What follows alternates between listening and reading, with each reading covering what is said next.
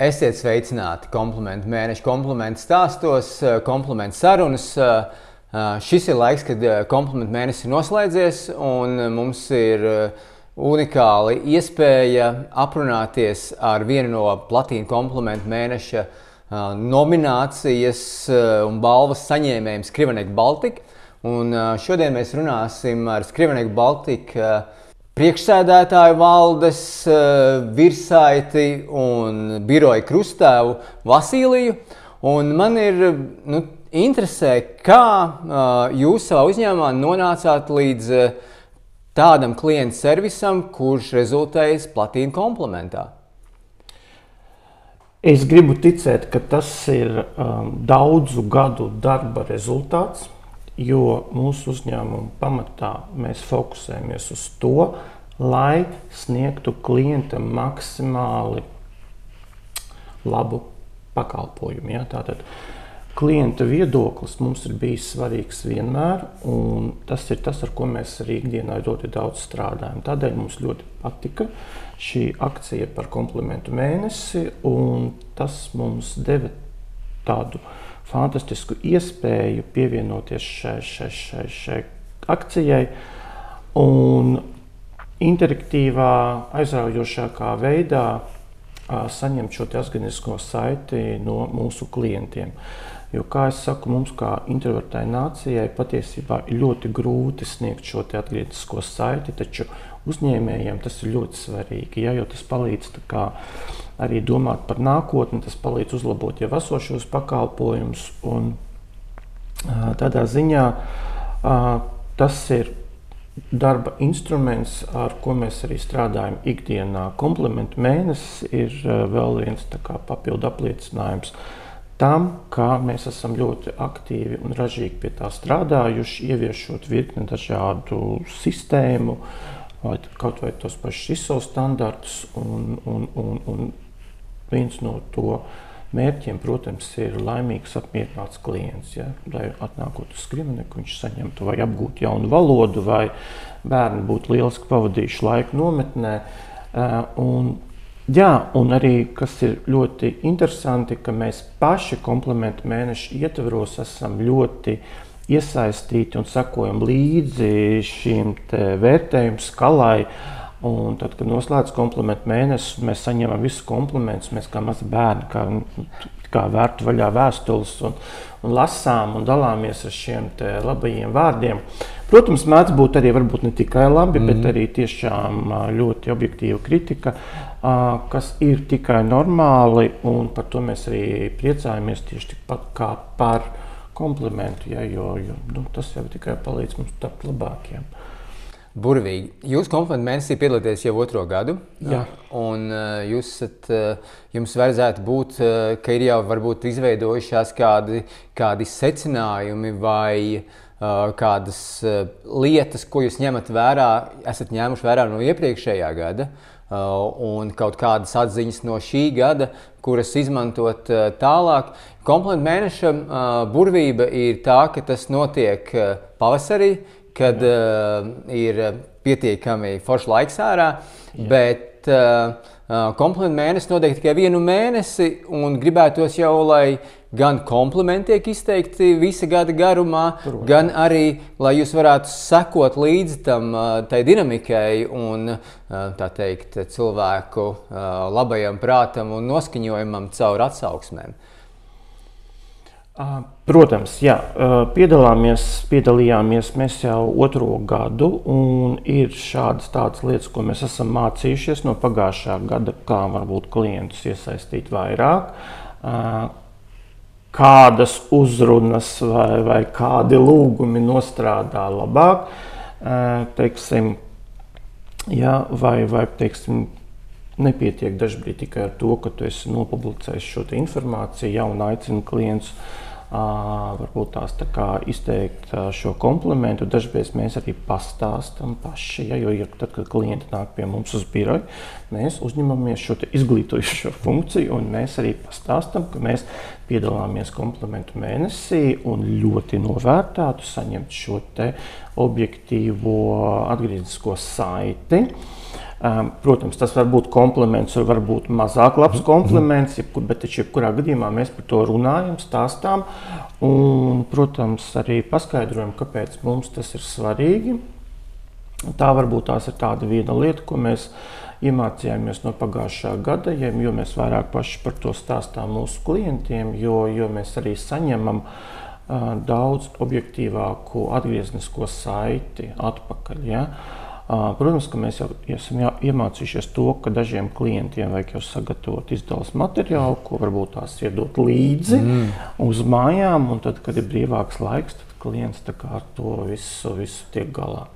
Lūk, tas ir tas galvenais, arī pašiem būt aktīviem un nepaļauties, ka kāds visu izdarīs tavā vietā. Manuprāt, tas ir galvenais secinājums, ko mēs esam ieguvuši šo 2 gadu laikā. Tas, manuprāt, ļoti labi sasaistās ar tēzi par to, ka mēs esam introverta nācija. Un, manuprāt, tur arī savs spēks ir tajā, bet, lai sasniegtu šos komplimentus vai iedot kaut kādu enerģiju, mums ir jāiedod enerģija arī pašiem klientiem. Protams, un man šķiet, un man liekas, arī praksē tas ļoti bieži pierādās, ka mums jau ir daudz vieglāk teikt negatīvu kaut ko. Ja? Jo līdz ko mēs saņemam negatīvu pieredzi, mums nevajag nekādu mudinājumu. Mēs uzreiz būsim gatavi ierakstīt visu par visu. Ja? Tā kā dalīties ar šo negatīvo pieredzi. Taču pateikt šo pozitīvo pieredzi, mēs kaut kā aizmirstam. Ja? Un tas ir tas, kas mums ikdienā tiešām pie kā pašiem ir arī jāpiestrādā un jāstrādā. Ja? Un arī tas, ko vēl es varētu uzsvērt un gribētu uzsvērt, ir tas, ka šeit ir priecīgie darbinieki. Ja? Arī darbiniekiem tas ir ļoti, ļoti svarīgi, un katrs kompliments, katra labā atgriezniskā saite, viņiem ir kā svētki. Ja? Attiecīgi, jā, ir arī šī otra slēptā puse, kur tiešām komplimentu mēnesis strādā ļoti labi. Jā, un tas, ko es arī redzu, ka ar šo komplimentu mēnesi mēs arī tā kā tiešām vairojam un skaidrojam sabiedrībai, cik ir svarīgi pateikt arī to labo. Kritizēt visi, jā, mēs mākam, tas ir lieliski, forši, bet nevajag aizmirst arī par labo. Ja? Arī uzņēmumos ļoti bieži vadītājiem tiek teikts, ja, ka paslavējiet to darbinieku un jūs varbūt tās saņemsiet daudz labāku rezultātu. Ja. Vai iekšēji birojā, jūsu kolektīvā, varbūt es ceru, bet tāpēc ir jautājums, vai jūs izsakat viens otram komplimentus, vai šī iniciatīva kaut kādā mērā ir varbūt rosinājusi jūsos mazliet uzplaukt vienam pret otru? Noteikti, jā. Mums ir savas vietējās ziņapmaiņu vietnes un dažādi, jā, mēs noteikti. Ja ir kaut kas izdarīts lielisks un saņemti labi vārdi arī no klienta, mēs viennozīmīgi tos arī nosvinam. Jā. Tas ir dažbrīd mēs tie tikai labi vārdi, bet dažreiz tas var būt arī picas un ballīte. Tā kā tas ir atkarīgs no komplimenta lieluma, nozīmības, svarīguma, labuma un daudziem citiem aspektiem, bet jā, mūsu birojā principā cilvēks ir pirmajā vietā, tātad cilvēka labbūtība. Tas ir viens no primārajiem, kāpēc, manuprāt, cilvēki arī nāk uz darbu. Viņiem tur darba vietā jājūtas ērti, labi. Un komunikācija, laba komunikācija, tāda motivējoša, tas ir pamats. Forši. Manuprāt, jūsu nozare ir tāda izteikti niansēta. Un šobrīd, kad lieliem viļņiem nāk iekšā jebkas, kas ir automatizēts, mākslīgais vai semimākslīgais intelekts vai kaut kas mākslīgs ar pieskārienu intelektam, manuprāt, jūsu nozari varētu ietekmēt vairāk kā varbūt citas, vismaz šķietam no ārpuses. Un šeit varētu būt, ka šī ir tā viena no šķautnēm, kur automatizācija un mākslīgās lietas īsti nevar konkurēt ar klienta servisa kontekstā. Jā, mākslīgais intelekts ir viens no mūsu ikdienas jau instrumentiem, un patiesībā mūsu nozare valodas ar automatizācijām un mākslīgo intelektu saskaras jau gadus 20. Ja? Tātad tas nav nekas jauns mūsu nozarei, jo mašīnu tulkošana sāk attīstīties jau krietnu laiku atpakaļ. Un tas viss, protams, ir palīdzējis vairot, pātrināt šo informācijas aprits ātrumu. Jā, šobrīd tas ir tādā, es teiktu, savā pīķa sniegumā, taču, kā mēs redzam, mēs joprojām ļoti labi varam atšķirt, kas ir sintētiski radīts un kas ne. Un, lai kā tomēr cilvēkam atkal ir jābūt tajā pirmajā vietā, jo jebkura informācija, ko mēs radām, jebkurš teksts, ko mēs tulkojam, ir paredzēts cilvēkam. Ja, tātad, protams. Un, lūk, un tas ir ļoti interesanti skatīties, kā šī tehnoloģija mūs pārveido, maina, jo mēs tiešām daļēji kļūstam jau par IT uzņēmumu, jo, jā, teiksim, lietišķo tekstu tulkošana absolūti vairs nelīdzinās radošo tekstu tulkošanai, pieņemsim, romānu tulkošanai.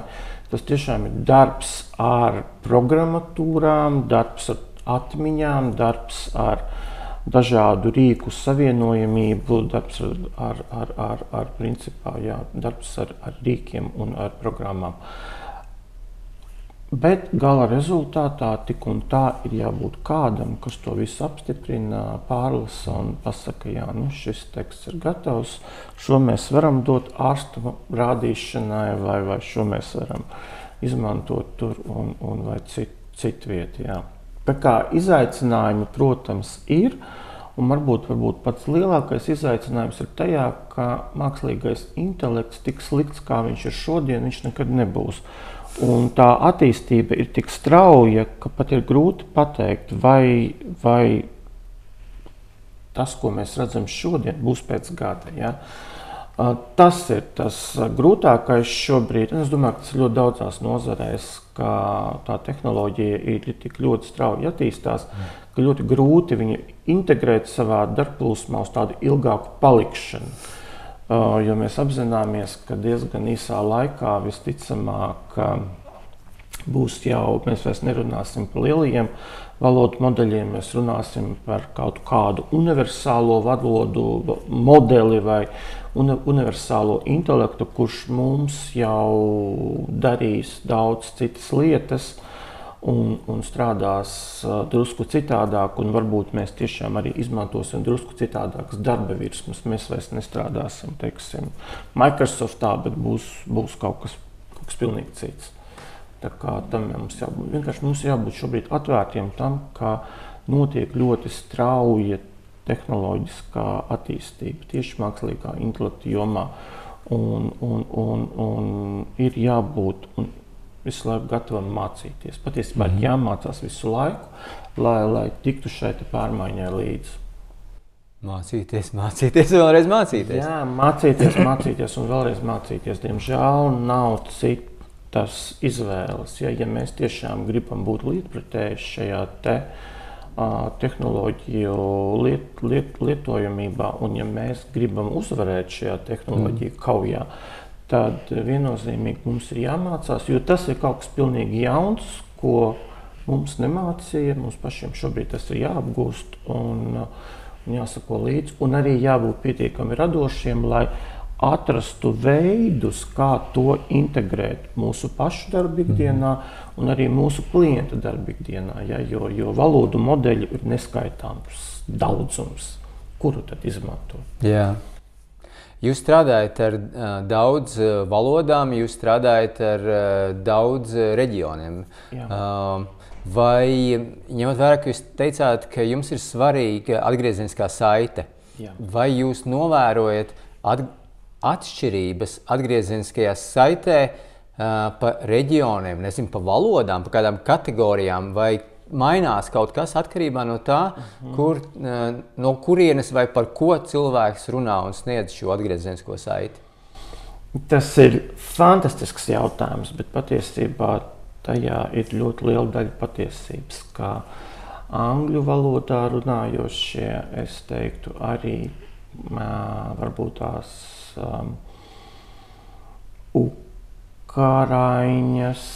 Ukrainas klienti. Ukraiņi ir daudz dāsnāki savos komplimentos. Viņiem tas nāk vieglāk nekā vietējiem. Ja? Tā kā tas tomēr ir nedaudz saistīts ar šo te temperamentu, raksturu un iezīmēm. Ja? Nu, tā būtu varbūt vēl viena joma, kur mums vajag mācīties. Šis mākslīgais intelekts un arī tā skaitā arī komplimentu vai atgriezeniskās saites izteikšana. Viennozīmīgi, jā, mākslīgais intelekts tur var ļoti palīdzēt. Un tur var rasties daudz un dažādu projektu, ja, kā iedrošināt pat mākslīgais intelekts vai mākslīgais, nezinu, var kaut kā automatizēt šo procesu un iet un rakstīt šos komplimentus vai komentārus vai labos vārdus. Jo, kā zināms, lai mēs kļūtu labāk redzami, teiksim, tajā pašā čatā GPT, tad ir svarīgi atcerēties, ka par to, vai mēs esam uzticams partneris vai nē, viņš skatās pēdējo 6 mēnešu cilvēku komentārus, teiksim, vērtējumus tajā pašā Google. Ja? Ne jau tas, ka tur ir 10 gadu vecs, bet pēdējo 6 mēnešu. Tātad tas ir tik ļoti svarīgi, ka šie komentāri, šī saite notiek nepārtraukti.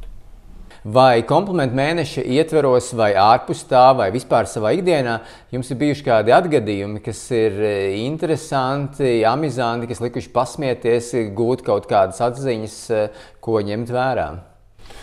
Jā, protams, šādi gadījumi notiek, un viens no šī gada notikumiem, kas man ir palicis prātā, ir par to, ka klients mums uzrakstīja, cik viņš ļoti priecīgs par apkalpošanas ātrumu no mūsu biroja puses, par tulkojumu kvalitāti, taču bija nedaudz saskums par to, ka notārs pārāk ilgi apliecināja mūsu tulkojumu.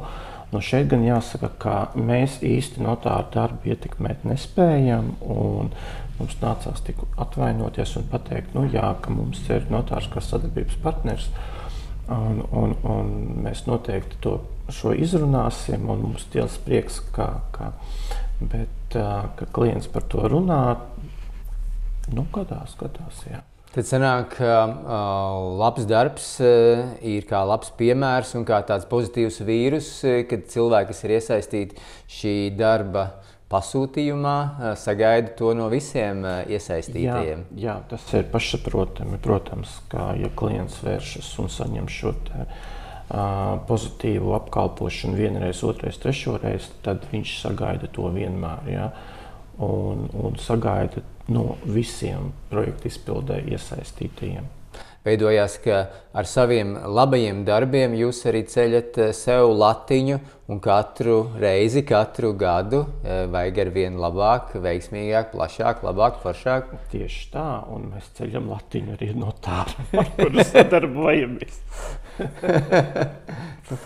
Mēs esam nonākuši līdz tādiem kā tips and tricks, un 2 komplimentu mēneša posmi ir aizvadīti. Es ceru jūs redzēt nākamā gada komplimentu mēneša dalībnieku pulkā. Bet man ir jautājums, vai jūs varat nosaukt tādus 5 lietas, ko citiem, kas piedalīsies nākamgad, ņemt vērā? Kas ir jūsu atziņas, jūsu ieteikumi, jūsu ceļavārdi nākamajam gadam? būt aktīviem pašiem, iesaistīt visu komandu, izglītot par to, stāstīt par to, kas tas ir, kāpēc tas ir svarīgi jums un kāpēc tas varbūt ir svarīgi kopumā, ja, un sevišķi mums Latvijā, varbūt pēc drūmās garās ziemas, kā jūs teicāt, analizēt savu sniegumu un domāt, ko var darīt labāk, ko nevar darīt labāk, ko pamainīt. Es domāju, tas ir pats galvenais, ja, tas, ko es varētu teikt. Un, protams, dalīties, runāt par to pēc tam, kad tas ir noslēdzies, runāt ar darbiniekiem, priecāties un izbaudīt šos te augļus. Jā, burvīgi. Jūs esat sasnieguši augstāko līmeni, un tas nereti ir uzdevums, kurš ir jāsaglabā. Un es novēlu jums saglabāt šo līmeni ikdienā, neskatoties arī uz komplimentu norisi arī ārpus tā. Un priecāšos jūs redzēt arī nākamgad komplimentu mēneša dalībnieku skaitā. Un liels paldies un veiksmīgu nākamo gadu! Paldies par sarunu. Jā, paldies! Paldies!